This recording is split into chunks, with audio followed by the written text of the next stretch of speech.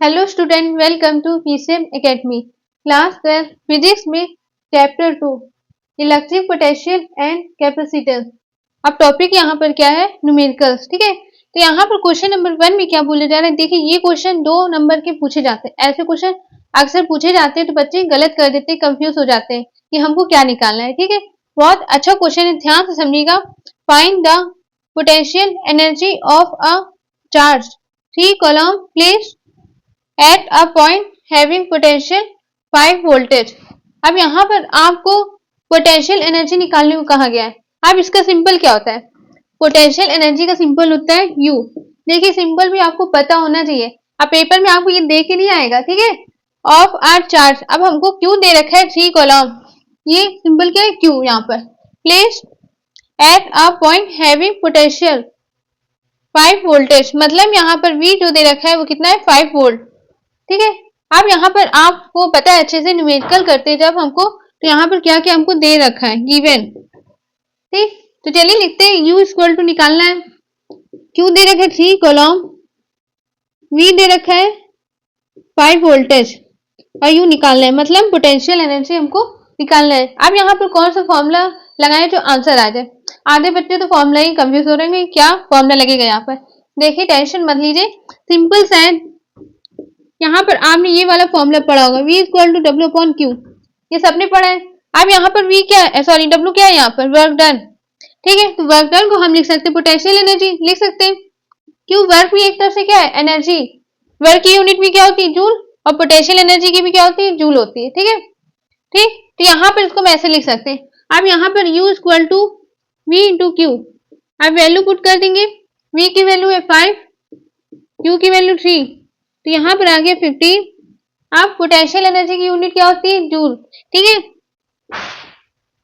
इसको हम ऐसे भी लिख सकते हैं J। बस, ये आंसर आ गया। बहुत अच्छा क्वेश्चन है, 2 नंबर का पूछा जाता है तभी बच्चे छोड़ देते हैं। क्यों? क्योंकि यहाँ पर पोटेंशियल एनर्जी पूछ लिया गया तो बच्चे कहते हैं यहाँ पर कौन सा फॉर्मूला लगेगा। बिल्कुल नहीं, आप इसको अच्छे से आप प्रैक्टिस करिए कम से कम 2 से 3 बार। आप हम मिलते हैं अगले नेक्स्ट क्वेश्चन में।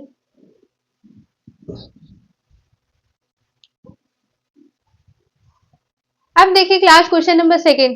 क्वेश्चन नंबर 2 में क्या बोला जा रहा है? A capacitor of capacitance 5 microfarad is charged to a potential difference of 10 volt। मतलब यहाँ पर एक कैपेसिटर है, उसका कैपेसिटेंस दे रखा है 5 माइक्रोफैरेड। ठीक है, और पोटेंशियल डिफरेंस दे रखा है 10 वोल्टेज। अब हमको क्या निकालना है? चार्ज स्टोर, मतलब क्यों निकालना है। तो आपको अच्छे से पता है सॉल्यूशन हमको क्या क्या दे रखा है गिवन, पहले लिखेंगे। C equal to 5 micro farad. अब इसको फैरेड में कन्वर्ट करेंगे तो 5 इंटू 10 की पावर -6 F। ठीक है, अब इसके बाद V हमको कितना दे रखा है? 10 वोल्टेज और Q निकालना है। ठीक, तो आपको अच्छे से फॉर्मूला पता होगा, मैंने पिछले वीडियो में पढ़ाया है आपको ये formula, Q equal to CV। ठीक है, तो यहाँ पर Q equal to CV, Q, अब C की वैल्यू कितनी है? 5 इंटू 10 की पावर -6 इंटू V की 10, तो यहाँ पर आ गया आंसर 5 इंटू 10 की पावर -5। यूनिट क्या है? चार्ज की यूनिट क्या होती है? कूलम्ब। ठीक है, ये आंसर आ गया। अच्छे से इसको प्रैक्टिस करिएगा कम से कम 2 बार। आप हम मिलते हैं अगले नेक्स्ट क्वेश्चन में।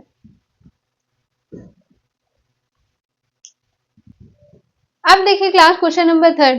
क्वेश्चन नंबर 3 में क्या बोला जा रहा है? Find the energy stored in a capacitor of capacitance 4 farad charge to 5 voltage. मतलब यहाँ पर आपको क्या बोला जा रहा है? एक एनर्जी स्टोर निकालना है, मतलब यू, सिंपल पता होना चाहिए। ठीक है, अब यहाँ पर C दे रखा है 4 फैरेड और यहाँ पर V दे रखा है 5 वोल्टेज। तो आपको फॉर्मूला याद आ रहा होगा, नहीं याद है तो सबसे पहले फॉर्मूला याद करिए जाके, फिर इसको न्यूमेरिकल लगाइएगा। ठीक है, तो सबसे पहले गिवन फॉर्मूला क्यों कह रहे हैं? क्योंकि एक नंबर जो मिलता है वो फॉर्मूला का ही मिलता है। ठीक है, आप फॉर्मूला लिखेंगे तो आपको खुद एक नंबर उसमें तो मिलना ही मिलना है। मान लीजिए कुछ बच्चे सॉल्व करने पे आंसर गलत हो जाता है, तब भी आपको मार्क्स मिलेंगे। ठीक है, तो इसलिए फॉर्मूला जरूर याद करिएगा और यहाँ पर कॉपी में भी लिख के दिखाइएगा। ठीक है, आपके लिए यहाँ पर हमको क्या दे रखा है? C इक्वल टू 4 फैरेड और V equal to 5 voltage, U निकालना है। ठीक है, तो यहाँ पर आपको फॉर्मूला में बता दूं, U equal to half CV square.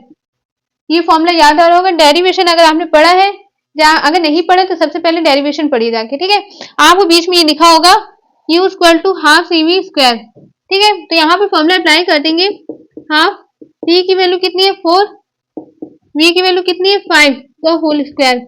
इसको सॉल्व करेंगे कितना आएगा 50। अब यहाँ पर एनर्जी स्टोर्ड, मतलब एनर्जी की यूनिट क्या होती है, पोटेंशियल एनर्जी, काइनेटिक एनर्जी, सबकी यूनिट क्या होती है, जूल होती है, ठीक है। तो यहाँ पर आ गया 50 जूल, ये आंसर आ गया। अच्छे से इसको कम से कम 2 से 3 बार प्रैक्टिस करिएगा। आप हम मिलते हैं अगले नेक्स्ट वीडियो में नेक्स्ट टॉपिक के साथ। Thank you.